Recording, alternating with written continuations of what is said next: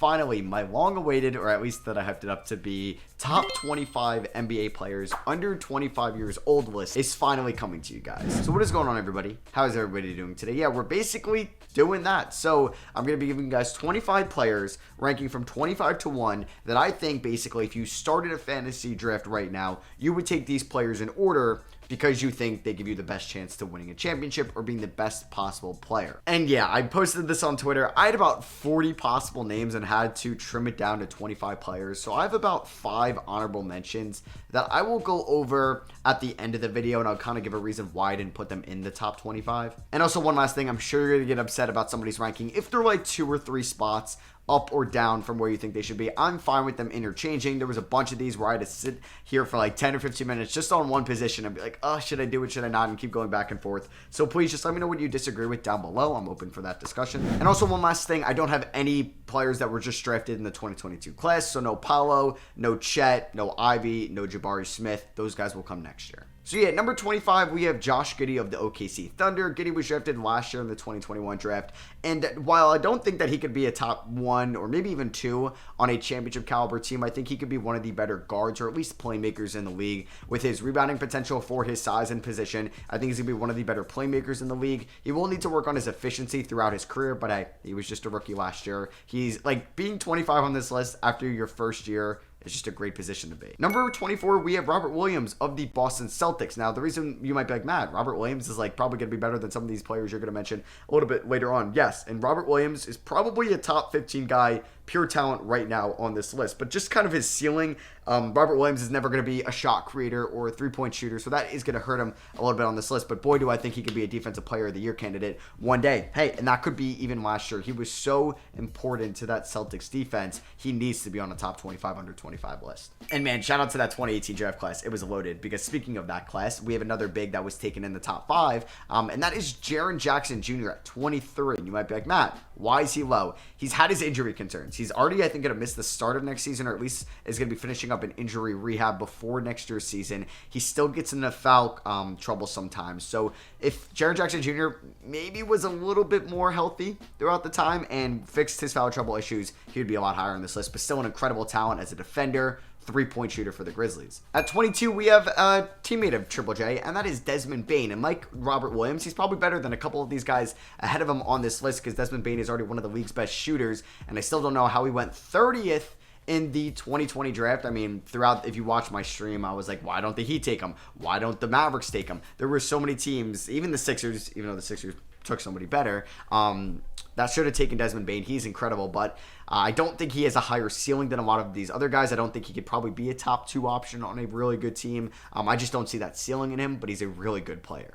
At 21, we have somebody that was a rookie like Goody last year, and that is Jalen Green, who had a very rough start to his career, but hey, you're 18, 19, 20 years old. It's okay to struggle through your first couple months in the NBA, even your first year or two. Like, you're kind of getting acclimated to this brand new stage playing against the best talent in the world. And Jalen Green had an incredible second half. And I think next year when I remake this list, a couple people graduate, and I think he will have a very good sophomore year in the league. He's going to be even higher. He could be in the top 15 on this list, but right now he's going to be at 21. So I mentioned him a little bit ago when I was talking about Desmond Bane. So at 20, I do have Tyrese Maxey of the Philadelphia 76ers. At least for now, who knows if he's going to get traded for KD. But yeah, Maxey in his first 2 years has been absolutely incredible. He's probably been the 4th best player in that draft class.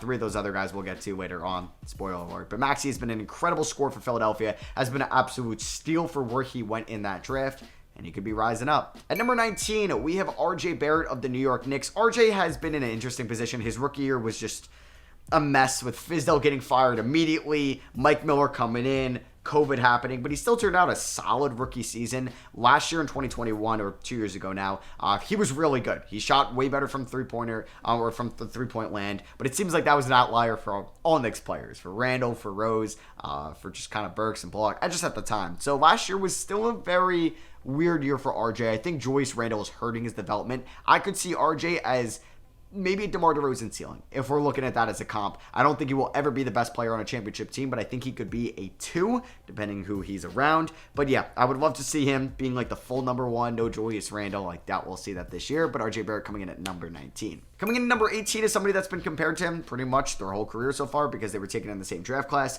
play a similar position in Tyler Hero. The only reason I have Hero in front of RJ, even though RJ's a better defender at the moment, I think Hero is just going to be that much of a more talented scorer. He's efficient from 3, going and attacking the rim from mid-range. He's just been more efficient. RJ gets to the basket, I think, better. He gets to the basket, one of like the best players in the league, but his struggle is just really finishing. He gets good looks, but just doesn't finish. But yeah, Hero is in front of RJ for now, but like I said in the beginning of the video, 18-19, you can interchange them.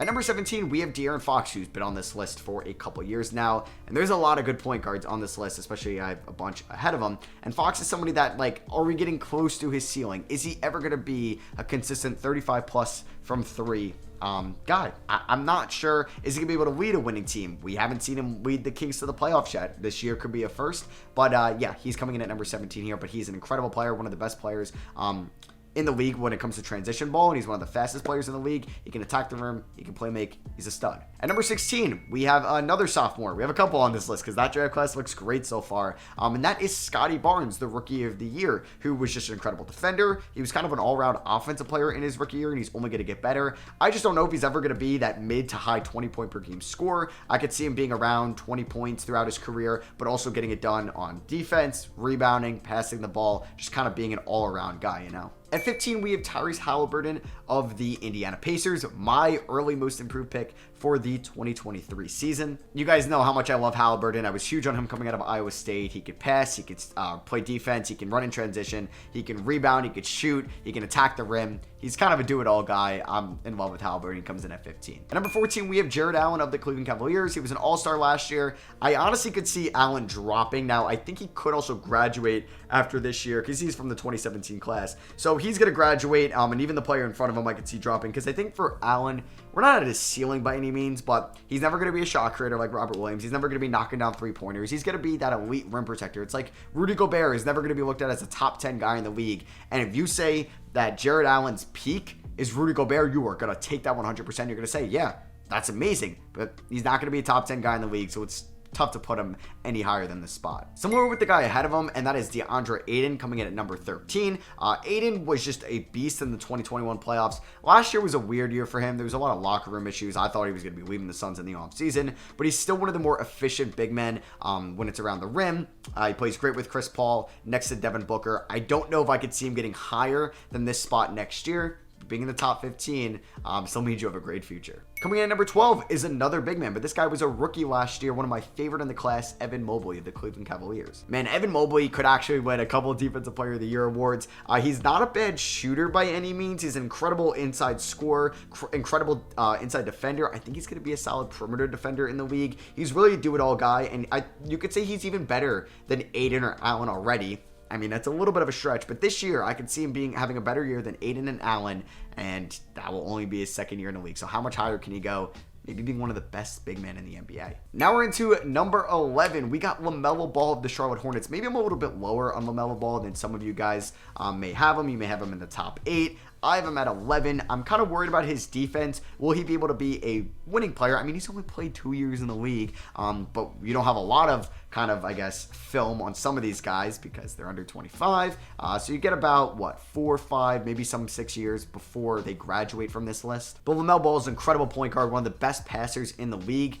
I would say I'm excited about his season with the Hornets, but I'm really not just because of the Hornets. I don't think they had a great offseason. I'll say right now, I'm not putting Miles Bridges on this list for obvious reasons there, but Lamell Ball could definitely jump up into the top 10 at the end of this year 100%. Coming in at number 10 is the last player from the 2021 class, and that is Cade Cunningham. And yes, I think that Cade Cunningham, if you did a fantasy draft around the league, building guys that you want for the future, Cade would go, or I would take Cade in front of Lamell Ball right now. I think he does have a higher ceiling when it comes to just kind of playing defense. I think like Jalen Green, Cade struggled out the gate, especially shooting the ball, but that got a lot better. He's incredible in transition. He plays up to his kind of size. He can guard multiple positions. He's an incredible offensive talent. He could do it all. I love Cade Cunningham. He's number 10 right now. He's definitely going to be higher next year. Number 9 is another point guard who you guys got to let me know. Am I being too high on? He just got the contract extension. He's probably known as he's the third highest guy from the 2019 class on this list, and that is Darius Garland of the Cavs. Their third player. And I even have an honorable mention on for the Cavs. Like, they have incredible young core. But yeah, Garland's an efficient shooter, he's an efficient inside scorer, he's a great passer, he's a solid defender. He helped the Cavs. Like, he kind of led them as the point guard to at least make the play-in tournament. If there wasn't a play-in tournament, they would have made the playoffs. And he continued to improve each year after having a very rough start to his career. So you can let me know down below. Am I being too high on Garland, or do you think you would take him in a fantasy draft or with a higher potential than Cade and Lamell right now? We have another guard here at 8, our second Thunder mentioned, and that is Shai Gilgeous-Alexander. He's been traded throughout his career, and he went over to OKC on a team that was supposed to tank. They had Chris Paul, though. They were able to make the playoffs, and we'll see if Shai can lead this Thunder team to being a successful team going forward. They have Chet Holmgren now. They have a lot of talent around them. They're still very young, though, so I'm not going to think they're going to make the playoffs this year, but Shai is still a top 10 guy under the age of 25. Coming in at number 7 is somebody that I was kind of surprised is still under the age of 25. He is the only guy, I believe, drafted from the 2016 class still under 25 years old. I think he turns 25 very soon, and that is Brandon Ingram. So Brandon Ingram, an incredible offensive talent, man. Probably one of the more underrated players in the league due to him playing in maybe a little bit of a smaller market, getting traded out of LA. But yeah, we're not in his prime by any means, but how close to his ceiling are we? I feel like we're pretty close. Some of these guys, I think, like, we haven't really seen yet play in their 22-year-old seasons or 23. Like, Ingram is, I believe, the oldest guy on this list. So he's going to be graduating very soon, and I just couldn't put him any higher because I think the 6 guys ahead of him just have a little bit higher ceilings. Coming in number 6, I might have him a little bit too low, and that is Anthony Edwards. So he is going to be my top guy from the 2020 class. I have him in front of Lamell Ball. You can let me know if you have it vice versa down below. But Anthony Edwards, I mean, he helped the Timberwolves go to the playoffs as the second best player, put up a real fight against the Memphis Grizzlies. He's going to continue to get better. He's probably going to be even better with Rudy Gobert around him. We'll see if he gets better on the defensive end in his third year. But I could see this man averaging 30 points a game one day. Coming in number 5, this is a tough guy to rank, but I put him here, and that is Zion Williamson. So Zion didn't play at all last year. He was out pretty much most of his rookie season. In his sophomore year, though, he averaged 27 points and was one of the more dominant offensive players in the league. So if Zion is conditioned right, he's fully healthy to start the year, and maybe we put these knee, leg issues, just overall injuries behind him, this dude is going to be one of the more dominant players in the league. I'd have him probably number 3 on the list if there wasn't the glaring injury issues. And if you want to drop him lower, like behind Ingram, maybe even LaMelo, Anthony Edwards, Shai, that is fine with me because the injury issues do scare me. But if he's fully healthy, this guy can be literally as dominant as Giannis one day. Maybe not as dominant, but like just he could average, like he already averaged 27 in a season. He could average 30 one day and shoot like 70% from the field. So coming in at number 4, we actually have the player that was selected after Zion in the 2019 draft, and that is Ja Morant of the Memphis Grizzlies. So yeah, there will be a lot of debate between Ja and the player that I have ahead of him at 3. They're going to be compared to, I think, throughout most of their careers. One was taken in 2018 and 19. We'll get into that guy in a minute. But yeah, Ja Morant has just been an incredible scorer. He's just coming off a most improved player season. He's led the Grizzlies to the playoffs twice now. And I think he could be a top guy on a championship team. So coming in at number 3, we have Trey Young of the Atlanta Hawks. And I know you might be like, man, Ja, like over Trey, duh. I think there is a little bit recency bias to Ja. I think like Trey Young led the Hawks to beat and upset the Sixers to make it to the conference finals back in 2021. I mean, the Hawks weren't great this year. They got bounced in round 1. They maybe shouldn't have even made the playoffs in general if there wasn't a play-in tournament. But there is now. They lost to the Heat. They added DeJounte Murray in the offseason. I think they're going to have more of like a foundation. We'll see what happens there under Nate McMillan for a full season. But I think or for another full season, and Ja I have in front of, or is Trey I have in front of Ja right now. I don't think Ja is an incredible defender by any means. We know Trey's not great. Trey is a much better shooter. Them going and attacking the rim is pretty even. As a playmaker, I think Ja's a better passer. But yeah, if you had Ja in front of Trey, I'm okay with that. And I actually meant Trey's a better passer. I'm getting them mixed up now. Coming up at number 2, this was pretty easy. It's Jayson Tatum. He just led the Boston Celtics to the NBA Finals. This dude is going to be an MVP candidate or an MVP one day. He's already been an MVP candidate. He's going to be one of the best top 5 guys in the league once like KD, Curry, they graduate. But yeah, Tatum can do it on offense. He can do it on defense. I really don't need to say much. You already know how great Jayson Tatum is. And number 1, this was easy. He was the first guy I typed. I already knew who number 1 was when I made this list, and that was Luka Doncic of the Dallas Mavericks. He's already an MVP guy. He was taken a year after Jayson Tatum. He was better, more immediately than Tatum. He's an incredible scorer, passer, rebounder. Defense isn't great, but his offense makes up for it. He's already taken the Mavericks to a conference finals this past year and beat a much better on paper Suns team that people thought were just going to run through the Western Conference. And yeah, Luka Doncic is the best player in the NBA under the age of 25. So yeah, I did mention before I was gonna give you guys 5 honorable mentions.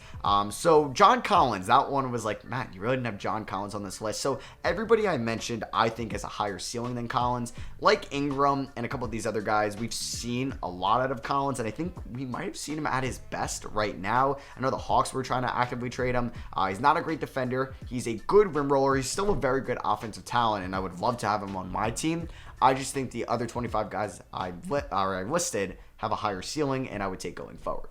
Jordan Poole, he's another honorable mention. I think he's in a great position. He's an incredible scorer. I think you could probably make a debate to have him in the hero RJ Barrett range if you wanted to put him on this list. Keldon Johnson and Colin Sexton aren't sexy names. Sexton, no pun intended, was out all of last year, so it was kind of tough to rank him here, to at least put him in the top 25. And Keldon Johnson, I feel like, is a more low-key guy to mention, but I just at least wanted to give him his credit because he's an incredible talent, and he just got paid. And lastly, we had Michael Porter Jr. of the Denver Nuggets. The reason why I don't have him on this list is because of the injury scares.